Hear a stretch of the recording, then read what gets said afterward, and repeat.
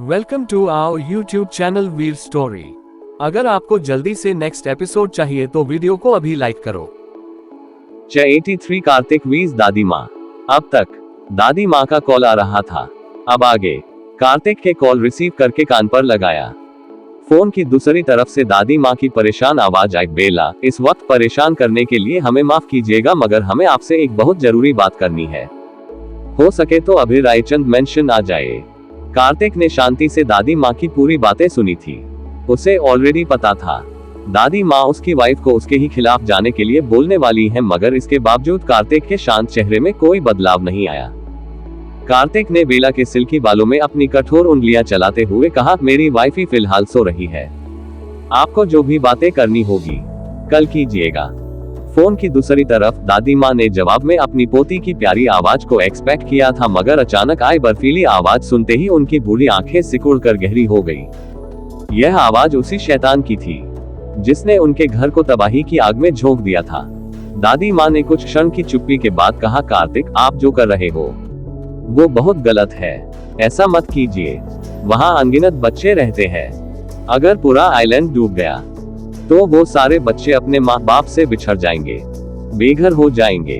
भले ही वो सब डूब कर मरेंगे नहीं, मगर अंत में उनके साथ क्या होगा ये भी कहा नहीं जा सकता है।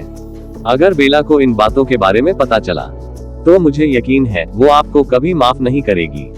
दादी माँ की बात सुनने के बाद कार्तिक अपनी पलकें झुकाकर बेला को गौर से देखने लगा। फोन की दूसरी तरफ मौजूद बूढ़ी औरत उसे सीधे तौर पर धमकी दे रही थी, वो भी उसकी वाइफ का नाम यूज करके। वह साहसी बुरी औरत वाकई उसकी वाइफ की दादी माँ ही थी। कार्तिक ने बेला के बालों का लटकान के पीछे करते हुए शांति से पूछा, क्या आप जानती हो जब पूरा साम्राज्य अपने अंत की तरफ बढ़ रहा है तब सिर्फ आप ही सुरक्षित जगह पर क्यों हो, जबकि साम्राज्य को जिस बात की सजा मिल रही है उसमें आप अहम किरदार में हो। कार्तिक का सवाल सुनकर फोन की दूसरी तरफ खामोशी पसर गई। कार्तिक के दादी माँ के जवाब का इंतजार किए बगैर आगे कहा, गौर से इस बारे में सोचिए। अपनी बात कहने के तुरंत बाद कार्तिक ने कॉल डिस्कनेक्ट कर दिया। उसे दादी माँ से आगे बात करने में कोई दिलचस्पी नहीं थी। कार्तिक ने बेला का फोन वापस नाइट स्टैंड पर रख दिया। आधा घंटा तक कार्तिक वैसे ही बेला को अपनी बाहों में लिए बेड पर लेटा रहा। उसकी नजर इस दौरान सीलिंग पर ही टिकी हुई थी। आधा घंटा बाद कार्तिक बेड से उठा। उसने अपनी पैंट पहनी, फिर उसने बेला को अपना शर्ट पहना दिया जो बेला को हद से ज्यादा ढीला हो रहा था। कार्तिक जब शर्ट के बटन बंद कर रहा था तब बेला ने अपनी आंखें हल्की खोली, जो नींद से भरी हुई और हल्की लाल थी। शायद कार्तिक की मूवमेंट्स ने उसकी नींद तोड़ दी थी। बेला ने नींद भरी आवाज में पूछा, सुबह हो गई क्या? बेला की बात सुनकर कार्तिक ने एक नजर वॉल क्लॉक पर डाली जिसमें 3 बज रहे थे। कार्तिक ने बेला को ब्लैंकेट ओढ़ाया, फिर उसने बेला के फोरहेड पर किस करते हुए कहा, नहीं, अभी तुम्हारे जगने का वक्त नहीं हुआ है, सो जाओ। कार्तिक का जवाब सुनकर बेला ने उससे दोबारा कुछ नहीं पूछा। उसने चुपचाप अपनी आंखें बंद कर ली। उसे बहुत ज्यादा नींद आ रही थी। कार्तिक वॉशरूम में फ्रेश होने गया। वापस आने के बाद कार्तिक कमरे से बाहर जाने वाला था, मगर कुछ सोचकर उसके कदम बीच में ही रुक गए। कार्तिक पलटकर बेड के पास आया। उसने नाइट स्टैंड से बेला का फोन उठाया, फिर उसने दादी माँ का नंबर ब्लॉक कर दिया। दादी माँ के बाद कार्तिक ने बेला की मॉम और समीर का नंबर भी ब्लॉक कर दिया। कॉल हिस्ट्री से भी उसने दादी माँ का नंबर डिलीट कर दिया था।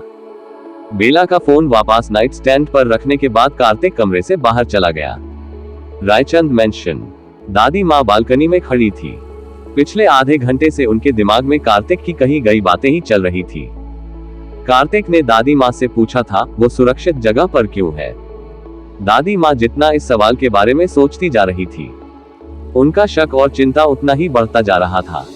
दादी माँ को पहले लगा था बेला को उनका यहाँ रहना पसंद नहीं आएगा, इसीलिए उन्होंने मन ही मन आज ही वापस साम्राज्य जाने की तैयारी कर ली थी, मगर अंत में बेला ने कहा, उनके यहाँ रहने से उसे कोई दिक्कत नहीं है।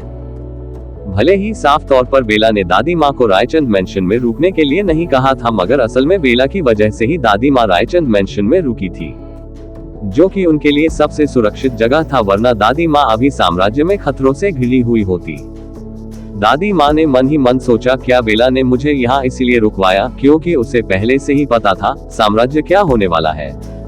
मगर वो ऐसा कैसे कर सकती है? क्या मैंने उसे समझने में गलती कर दी? क्या वो भी अपने पति की तरह ही है? अपने आखिरी ख्याल के बारे में सोच दादी माँ ने तुरंत ही उसे काटते हुए खुद से कहा, नहीं, ऐसा नहीं हो सकता है, वो मेरी पोती है। वो उस शैतान की तरह निर्दयी नहीं होगी। उस लड़के ने पक्का मुझे गुमराह करने के इरादे से वो सब कहा होगा। जब तक मैं खुद बेला से बात ना कर लूं, तब तक मुझे किसी नतीजे पर नहीं पहुंचना चाहिए। उस लड़के का कोई भरोसा नहीं है। हो सकता है उसने मेरे मन में शक का बीज इसलिए बोया हो, ताकि मैं बेला को गलत समझ लूं और उससे मदद ना मांगूं। दादी माँ खुद से ही बातें करते हुए बालकनी में इधर उधर चक्कर काटने लगी। साम्राज्य में उन्हें नोबल डिप्लोमैट्स में गिना जाता था। कूटनीति में उन्हें पछाड़ पाना लगभग असंभव था, मगर आज कार्तिक के कुछ शब्दों ने उनका दिमाग खराब कर दिया था। अगली सुबह सूर्योदय होते ही दादी माँ ने बेला का नंबर डायल करना शुरू कर दिया, मगर नंबर ब्लॉक होने की वजह से वो बेला से कांटेक्ट नहीं कर पाए। आखिर में थक हार कर दादी माँ के मेंशन के आई, मगर उनके वहां पहुंचने से 5 मिनट पहले ही बेला फ्रांस के लिए निकल चुकी थी। लिविंग एरिया में दादी माँ ने कार्तिक को घूरा, जो आराम से काउच पर बैठा न्यूज़पेपर पढ़ रहा था। हमेशा की तरह उसके हैंडसम चेहरे पर कोई भाव नहीं थे। सर्वेंट ने आकर दादी माँ को कॉफी सर्व किया। दादी माँ ने कॉफी ले लिया, मगर उनकी नजर एक पल के लिए भी कार्तिक के ऊपर से नहीं हट रही थी।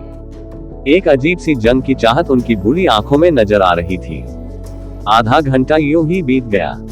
दादी माँ की पैनी बुरी आंखें अब भी कार्तिक की खामोशी से जंग लड़ रही थी। हालांकि कार्तिक को उनकी नजरों से रत्ती भर फर्क नहीं पड़ रहा था। दादी माँ ने अंत में खामोशी तोड़ने की पहल करते हुए कहा, आप ये सब जानबूझकर कर रहे हो ना कार्तिक? क्या बेला सच में साम्राज्य पर आई विपत्ति से वाकिफ है, या फिर कार्तिक कर रहा है दादी माँ को गुमराह? जनाने के लिए to be continued. 84 block list. अब तक दादी माँ की पैनी बुरी आंखें अब भी कार्तिक की खामोशी से जंग लड़ रही थी। अब आगे। हालांकि कार्तिक को उनकी नजरों से रत्ती भर फर्क नहीं पड़ रहा था। दादी माँ ने अंत में खामोशी तोड़ने की पहल करते हुए कहा, आप ये सब जानबूझकर कर रहे हो ना कार्तिक? दादी माँ की बात सुनकर कार्तिक ने न्यूज़पेपर फोल्ड करके टी टेबल पर रखा। फिर उसने इमोशनलेसली दादी माँ की तरफ देखा, जो उसे शैतान समझती थी। कार्तिक ने कहा, हाँ, आप बिल्कुल सही सोच रही हो। मैं ये सब इंटेंशनली कर रहा हूँ। मैं चाहता हूँ साम्राज्य का हर एक बच्चा अपने पेरेंट्स से दूर हो जाए, ठीक उसी तरह जैसे आप और आपके सम्राट ने मेरे बेटे को मुझे और मेरी वाइफी से दूर किया था।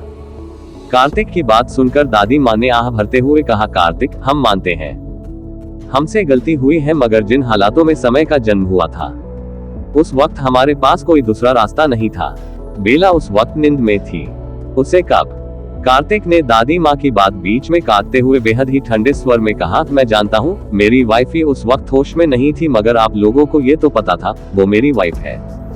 अगर आप सब इतने ही सच्चे और अच्छे होते तो आप सब समय को मेरे पास ला सकते थे, मुझे मेरी वाइफी के बारे में बता सकते थे, मगर आप लोगों ने ऐसा नहीं किया। सिर्फ एक अफवाह की वजह से आप लोगों ने मेरी वाइफी और बेटे को मुझसे दूर रखा। अब आप सबको इसका खामियाजा तो भुगतना ही होगा। कार्तिक की बात सुनकर दादी माँ चुप हो गई। अब उनके पास बोलने के कोई शब्द नहीं जुट रहे थे। आखिर वो बोलती भी क्या? कार्तिक को ये कहना कि साम्राज्य ने बेला को बचाकर उसके ऊपर एहसान किया है, या फिर समय को पाल पोषकर स्वरा और परितोष ने उसके और बेला के ऊपर कोई एहसान किया है, सरासर बेशर्मी थी। 14 साल पहले दादी माँ और सम्राट को कार्तिक के बारे में अच्छे से पता था। भले ही वो लोग ये नहीं जानते थे कि कार्तिक कपूर ही चेयरमैन है, मगर वो लोग ये बहुत अच्छे से जानते थे कि कार्तिक कपूर बेला रिचर्ड का हस्बैंड है।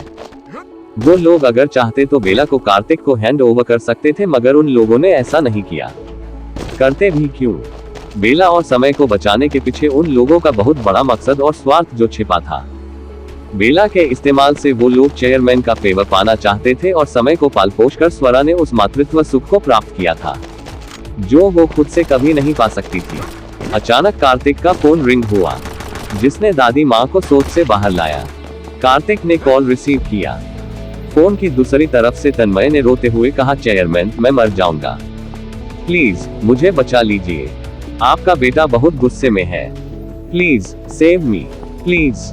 तन्मय की बिलखती हुई आवाज सुनकर कार्तिक की आईब्राउज आपस में जुड़ गई। उसका बेटा सच में कुछ था।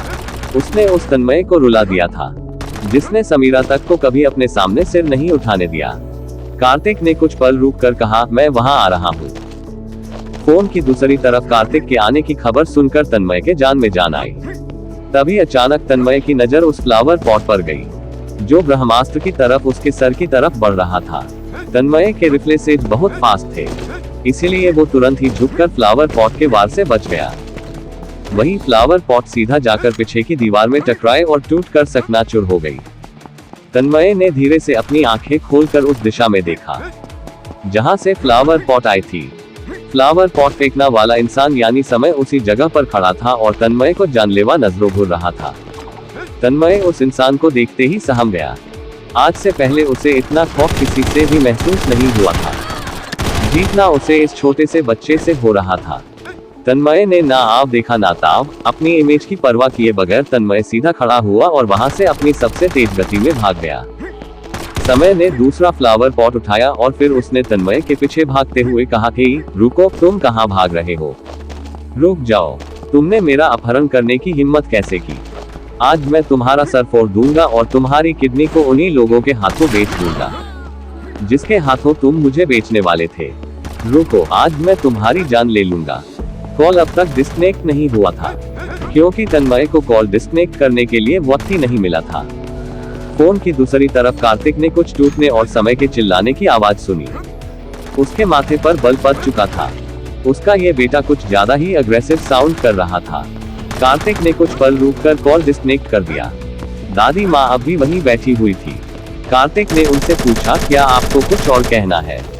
जवाब में दादी माँ ने अपनी जगह से उठते हुए गहरी सांस लेकर कहा, मैं अपने घर के बचाने के लिए हर संभव प्रयास करूंगी कार्तिक। गो अहेड, कार्तिक बोला। फिर वह उठकर अपने कमरे में चला गया। दादी माँ भी वापस रायचंद मेंशन आ गई। अतीत में दादी माँ बाहरी दुनिया में 1-2 मिशन कर चुकी थी, इसीलिए उन्हें बाहरी दुनिया की थोड़ी बहुत नॉलेज थी, मगर उनकी नॉलेज इतनी ज्यादा भी नहीं थी कि वो नंबर ब्लॉक करने के बारे में जान सके।